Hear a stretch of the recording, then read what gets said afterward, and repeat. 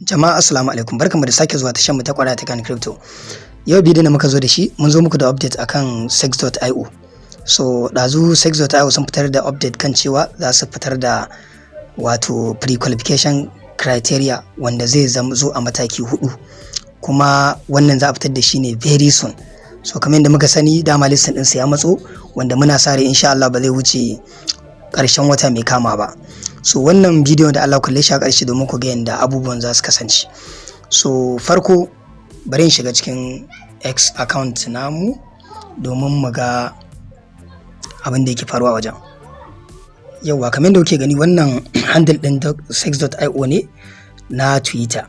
So idan kuka sako ƙasa kaɗan kun ga awa ɗaya da ya wuce suka fitar da wannan update din na cewa important announcement, pre-qualification for the airdrop coming soon.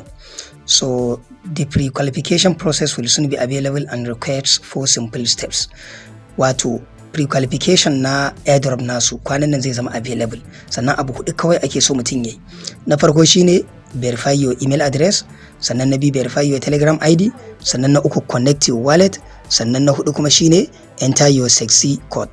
Kamar da kuka sani kwanaki sun zo da wajen airdrop na site ɗinsu wanda muka ba da link inda za a je a yi linkin ɗin shi da email address. To shi yasa aka kawo magana email address ana sai suka ce Bisexy, shi wannan website na Bisexy will share detailed instruction for completing each step in upcoming posts on the Bisexy portal and social channel.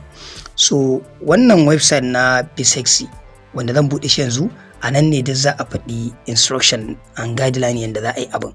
So insha Allah wannan akwai link din wannan karkashin bidiyon nan wanda idan kuka shiga zai kawo kunan kai tsaye. So a nan za a yi duk wani abubuwan.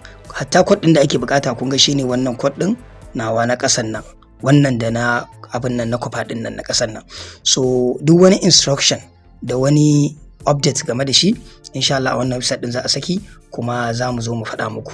Abu na gaba dai shine wanda mutum bai sani ba wannan wasu sun sani already, Telegram ID. So za mu ƙara tunawa idan kana neman Telegram ID idan ka zo Telegram ɗinka wajen kunganan wajen search ɗin nan nazo za ka rubuta user info. So in ka rubuta user info so wannan da ya fito ne user info bot ɗin nan shi za ka shiga. So idan kuka duba za ku ga already ni na taɓa dubawa kawai in ka taɓa start ne zai baka. In ka taɓa start okay /start so zai baka user ID. Kun ga ID shine wannan wato shine wanda zaka kwafa ka je ka saka idan an fara wannan pre-qualification verification din kenan.